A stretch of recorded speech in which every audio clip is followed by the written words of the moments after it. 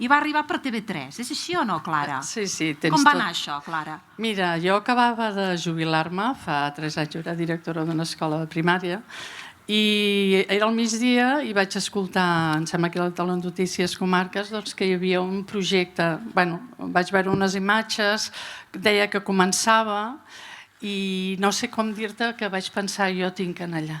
Aquest és el meu projecte, jo hi he de ser. Per tant, ho sents i... Ho vaig sentir i vaig enviar un correu electrònic, que em sembla que a l'Àngel llavors, i li vaig dir, no sé si heu contemplat la possibilitat que hi hagi voluntaris. I em va dir, i tant, esclar que sí, et convoquem per una reunió, i vaig anar en aquesta reunió, però també hi havia voluntàries que ja feia temps que treballaven en l'aula d'alfabetització, és a dir, a mi ningú em coneixia, esclar, jo venia de Sant Pere de Torelló, és a dir, ara a la comarca amb el túnel anem molt bé, i jo tenia un lligam emocional amb Olot familiar, però elles no em coneixien de res, ni l'Àngel em coneixia de res, i va ser que jo vinc pel que calgui, pel que sigui, és igual, era una aula petitona d'aquí darrere, amb pocs medis en aquell moment, teníem molt pocs recursos, molt pocs llapis, molt poques gomes, però jo els hi vaig oferir el que sabia fer. Jo havia estat mestra de plàstica, a part de directora, i els hi vaig dir, si voleu, jo vull fer algun tema d'art amb aquests nanos. I ells van dir, el que sigui. És que m'ho van posar tan fàcil, no, Àngel? És que van dir, va, quan pots venir? I vaig dir, mira, jo vindré tot un matí i faré el que em digueu, però si voleu jo porto art, jo vull portar emoció en tot això.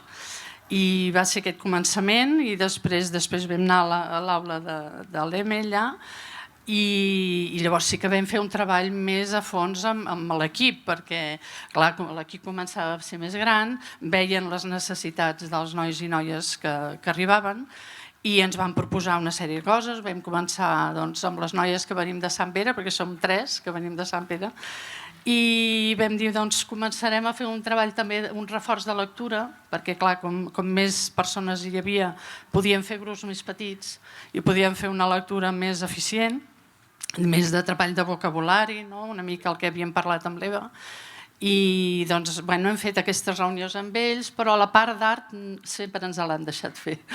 Perquè jo també volia comentar que Noima dona tota aquesta base que ells han comentat que necessiten, però jo també penso que també dona aquesta part emocional, aquest cuidar les emocions, perquè venen d'un patiment, venen a vegades de maneres que han arribat a Olot difícils, i al Noima també se'ls ofereix aquesta estona on que l'emoció, el que senten, el com es troben, tot això hi té cabuda.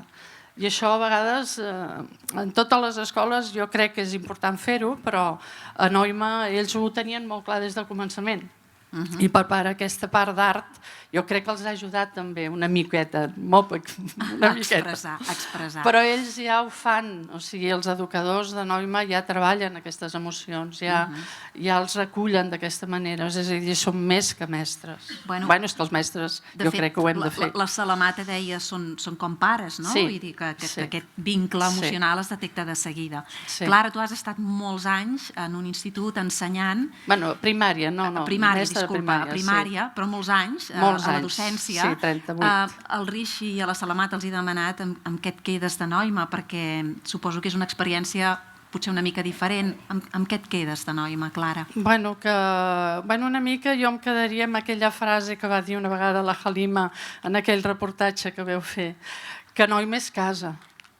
Noima és casa perquè acull, perquè dona eines perquè siguin el que volen ser, i també perquè és un espai en què poden tornar. I això no passa a tots els espais. Per tant, per mi és un lloc que penso que pot ajudar a tothom, però a Olot jo crec que hi haurà un abans i un després. Jo crec que tot això fa taca d'oli que serà magnífic. Jo ho vull veure. I tu hi seràs. Gràcies, Clara.